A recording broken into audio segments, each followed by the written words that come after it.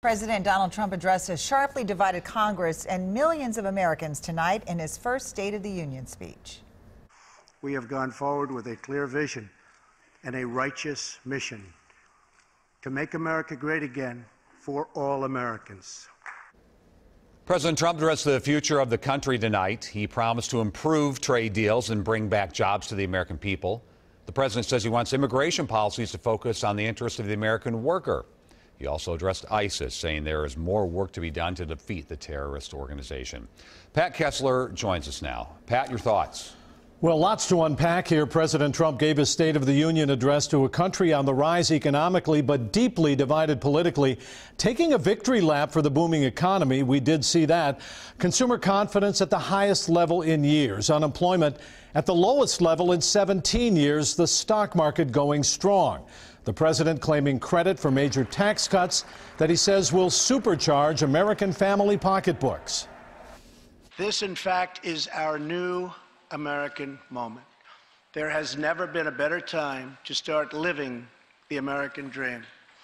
So to every citizen watching at home tonight, no matter where you've been or where you've come from, this is your time. Tonight, signing an order to keep open Guantanamo Bay Detention Center, renewing his call for a Mexican border wall, ending the visa lottery system, and proposing citizenship for DACA children brought to America illegally. The first pillar of our framework generously offers a path to citizenship for 1.8 million illegal immigrants who were brought here by their parents at a young age. That covers almost 3 times more people than the previous administration covered.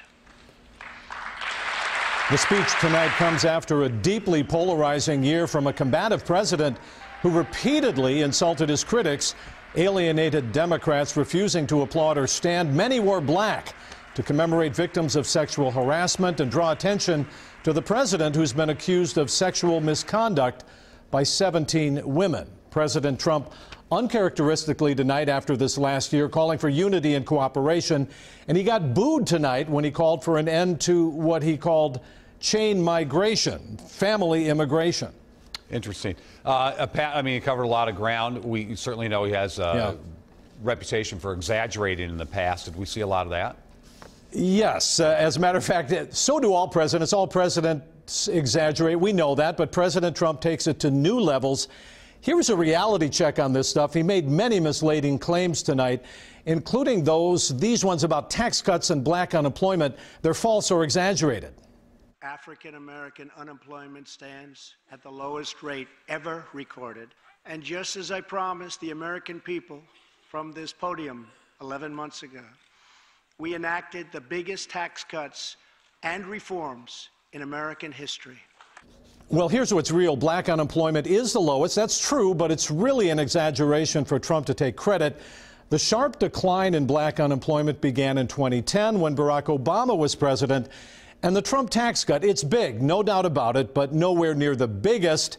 Obama had a bigger one in 2010, and Ronald Reagan's even bigger in 1981. But overall, a really fascinating night for this first State of the Union address. Yeah, for sure. All right. I'm sure we'll be talking about it for a couple days. Oh, we will. Pat, thank you. You bet. Democrats came back with a swift response after the president's address.